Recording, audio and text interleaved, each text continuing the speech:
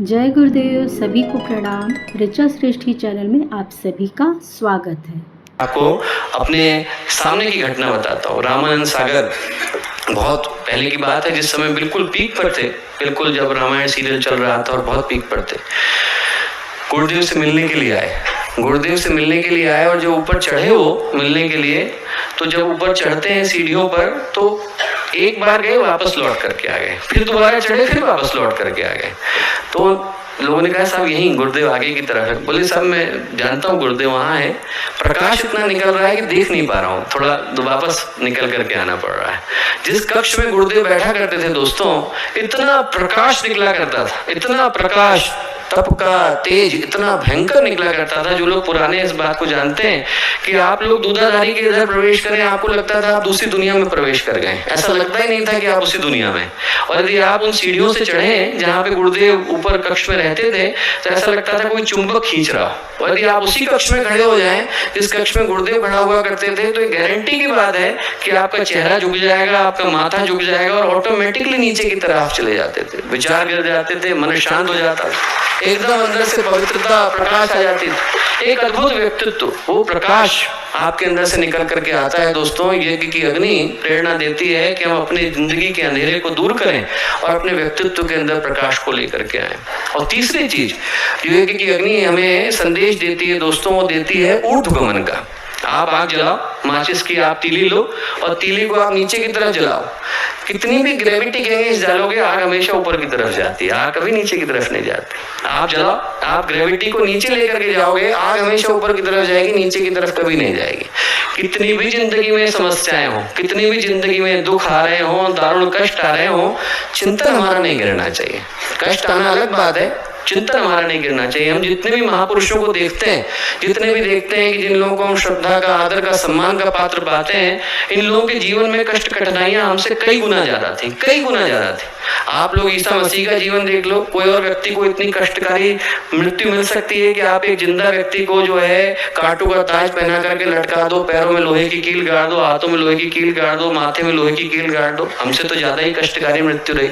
हरिश्चंद्र का जीवन देख लो आप, स्वप्न में किसी को राज्य दे दिया, स्वप्न में, तो उन्होंने अगले दिन राज्य दे दिया। और राज्य देने के बाद आप उसी राज्य के राजा हो, आपको उसी राज्य में डोम की नौकरी करनी पड़े, पत्नी को बेचना पड़े, बेटे को बेचना पड़े, और वही बेटा मृत्यु के बाद आप ही के शमशान में आया है और आपको उससे कर मांगने के लिए बाध्य होना पड़े। आप इमेजिन करके देखो, हम जिनको श्रद्धा सम्मान का पात्र मानते हैं, उनके जीवन की कठिनाइयां हम लोगों से कई गुना ज्यादा थी, उनकी परिस्थितियां हम लोगों से कई गुना विषम थी दोस्तों, हम लोगों से कई गुना विषम थी। पर उसके बावजूद उनके चिंतन के अंदर, उनके सोच के तरीके के अंदर कभी एक सेकंड की गिरावट नहीं आई। जुन्नैद की कहानी है, सूफी फकीर था और उसने जो है कुरान के अंदर परिवर्तन कर दिया तो बहुत अक्षम्य अपराध है। उसने कहा कि साहब ऐसा नहीं है, ऐसा होना चाहिए। तो उसको सजा दी गई कि इसको चौराहे पे खड़ा कर दो और पत्थरों से मार मार करके मृत्यु इसको दी जाए। तो लोग पत्थर मारने लगे, जुन्नैद को मारने लगे। तो जुन्नैद का एक शिष्य था मंसूर, 30 वर्षों से उसके साथ था। तो जितनी बार जुन्नैद को पत्थर लगते उतनी बार वो खिलखिला करके हंसता, जोर जोर से हंसता। बोले शरीर को मार रहे हैं, शरीर नहीं हूं मैं, आत्मा हूं, शरीर को लगता। तो सब लोग मंसूर को देखने लगे कि सब राजा का आदेश है, ही क्यों नहीं मार रहा है, जो मंसूर उसका शिष्य था। तो मंसूर ने घबराहट में एक फूल उठाया और फूल उठा करके जुन्नैद को मारा। तो जैसे ही फूल लगा जुन्नैद को, जुन्नैद रोने लगा। मंसूर बोला साहब ये क्या कर रहे हो, लोग पत्थर मार रहे थे तो आप हंस रहे हो, मैं फूल मार रहा हूँ तो आप रो रहे हो। जुन्नैद बोला बेटा मैं इसलिए रोया कि तू 30 वर्ष से मेरे साथ है और तुझे अभी तक समझ में नहीं आया कि मेरे लिए पत्थर और फूल का कोई मतलब नहीं है। पत्थर पड़े तो क्या, फूल पड़े तो क्या, दोनों में से कुछ भी पड़ जाए तो क्या फर्क पड़ रहा है। तेरे अंदर इतने साल मेरे साथ रहने के बाद तो ये नहीं समझ पाया कि जुन्नैद के लिए पत्थर का भी कोई मूल्य नहीं है, फूल का भी कोई मूल्य नहीं है। तो दोस्तों कठिनाइयां तो उनके जीवन में हमसे ज्यादा आई, पर उनके जीवन में ऊर्ध्वगमन कभी नहीं रोका, उनके जीवन में, उनकी सोच में कभी गिरावट नहीं आई, उनके चिंतन के तरीके में कभी कठिनाई नहीं आई। तो वही बात जो हम थोड़ी देर पहले गीत के रूप में कह रहे थे, राह नहीं है फूलों की, कांटे ही इस पर मिलते हैं। कांटे जरूर मिलते हैं पर हमारी सोच के अंदर कभी गिरावट नहीं आनी चाहिए। यज्ञ की अग्नि जो हमें प्रेरणा देती है दोस्तों, ये प्रेरणा देती है कि हम लोग जीवन में कहीं पर भी किसी भी कठिनाई में हो, हमारा चिंतन, हमारे सोचने का तरीका, हमारे उद्देश्य, हमारी भावनाएं सदा उत्कृष्टता की तरफ बढ़े, सदा ऊपर की तरफ बढ़े, सदा भगवान की तरफ बढ़े। तो पहला संदेश जो यज्ञ की अग्नि देती है वो देती है कि हमारे जीवन में यदि कहीं कोई अंधकार हो तो उनके प्रकाश से तिरोहित हो जाए, कहीं कोई ठंडापन आ गया हो, कहीं हमारे सोच के तरीके में कहीं कोई नकारात्मकता आ गई हो, सकारात्मकता में बदल जाए, उमंग में बदल जाए, उत्साह में बदल जाए।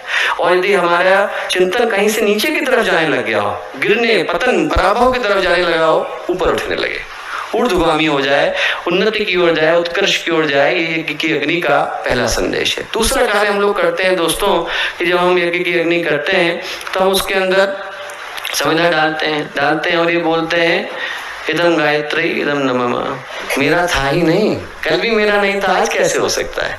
मैं कभी लेकर के ही नहीं आया, सब कुछ भगवान का दिया हुआ है। हम तो इस दुनिया में बिना कपड़ों के आए थे और जो मिल गया है वो बोनस है। जितना हम लोगों को मिल गया है वो सबका सब बोनस है। जो हम पहने हुए हैं, जो हमें संबंध मिल गए हैं, जो हमें रिश्ते मिल गए हैं, जो हमें पद मिल गया है, जो हमें पैसा मिल गया है, सबका सब बोनस है। खाली आए थे, खाली हमें जाना है। जितना हम भगवान से लेकर के आए थे भगवान को लौटा रहे हैं। इदम गायत्री, भगवान का ये उन्हीं को वापस लौटा रहे हैं।